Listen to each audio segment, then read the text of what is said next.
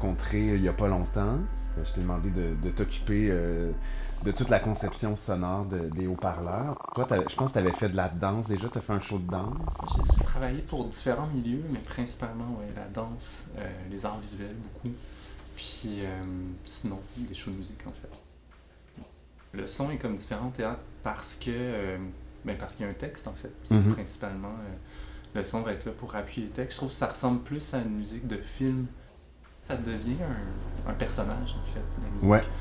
Ce que je trouve intéressant, c'est que justement dans la pièce Les Haut-Parleurs, donc le personnage du voisin, qui est l'artiste, qui est un électroacousticien, donc je l'ai voulu ainsi, mais ce que j'ai fait, c'est que lui aussi il venait de la musique classique, il composait pour des orchestres et il a bifurqué justement vers la musique électroacoustique, puis je trouvais ça assez fascinant quand j'ai lu justement ton parcours, qui était donc similaire à mon personnage.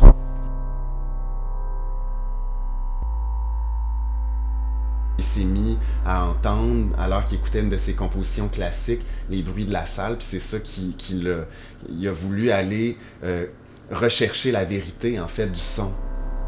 Pour moi, l'électroacoustique, en fait, c'est de la prise de son qui va être amenée ensuite en studio pour faire du montage. Pendant longtemps, la musique électroacoustique, on la définissait comme du cinéma pour l'oreille, en fait. C'est ça qui m'intéresse. C'est l'idée de raconter avec le son. C'est un peu mon rôle de compositeur de dire, OK, mais par rapport à ces mots-là, par rapport à ce que tu cherches pour la pièce, comment moi je vais le transcrire ou traduire musicalement.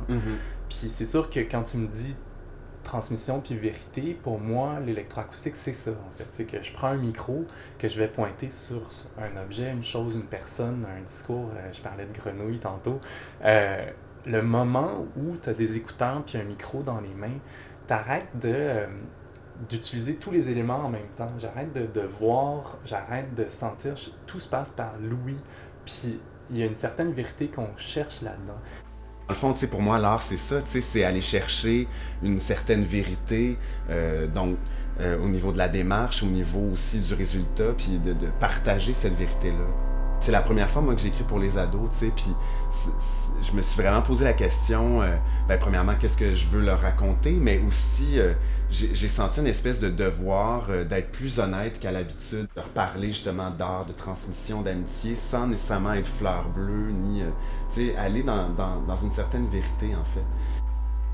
Il y a une scène où, bien sûr, le voisin rencontre un des protagonistes de la pièce, puis on comprend qu'ils sont en train d'écouter des sons, puis ils discutent de ce qu'ils sont en train d'entendre, puis ils essayent de découvrir c'est quoi.